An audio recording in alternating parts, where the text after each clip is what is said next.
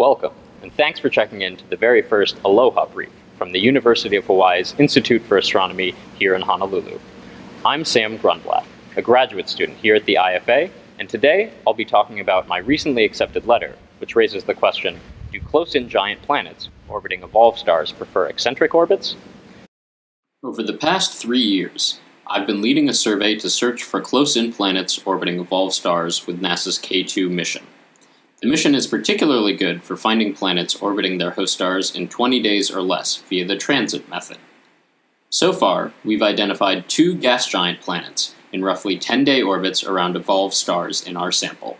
In order to confirm that the transit signals we saw were in fact due to an orbiting planet, we took radial velocity measurements with HiRes, a high-resolution spectrograph mounted on the 10-meter Keck 1 telescope on top of Mauna Kea here in Hawaii.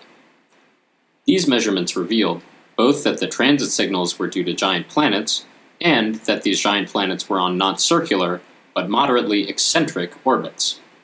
Additional RV measurements of a similar system discovered by the original Kepler mission revealed an additional moderately eccentric orbit for a close-in giant planet orbiting evolved star, revealing a trend that we weren't expecting. However, it turns out that theorists had been looking for these planets all along. For example, a 2014 paper by Eva Valaver describes the high eccentricity migration of gas giant planets around red giant stars. Valaver highlights that the increasing radius of a giant star drives angular momentum exchange with its planets, causing any planet orbit to become more circular and shrink closer and closer to the host star over time until the planets are engulfed. This means that planets on very eccentric orbits earlier in their lifetimes can then become hot Jupiters during the red giant phase of stellar evolution. This would imply a population of moderately eccentric gas giant planets that exist temporarily on short-period orbits around evolved stars, which is exactly what we seem to have found. Comparing this population to main sequence stars, we find that for planets larger than 0.4 times the size of Jupiter, with measured orbit eccentricities and periods of less than 30 days, main sequence planets tend to be on circular orbits, while planets around evolved stars are significantly more eccentric. This implies high eccentricity migration must be occurring during the red giant evolved phase of stellar evolution.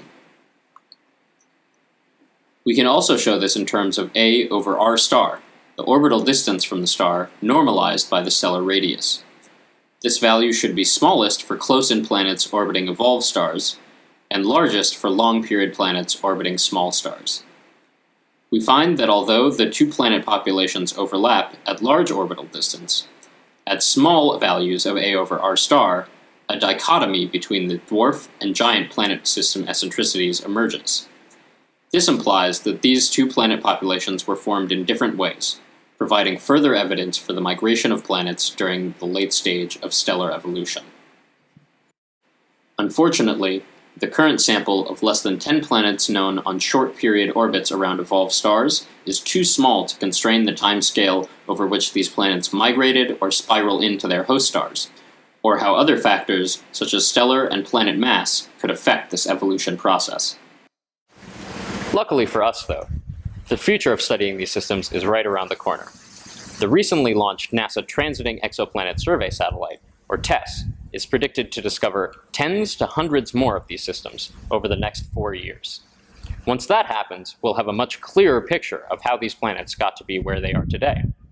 But until then, we'll continue studying these K2 systems to understand how stellar evolution affects not only planetary orbits, but also planet size, density, rotation, and composition. Until then, don't forget to subscribe to the IFA YouTube channel for more updates on your universe. Thanks for listening.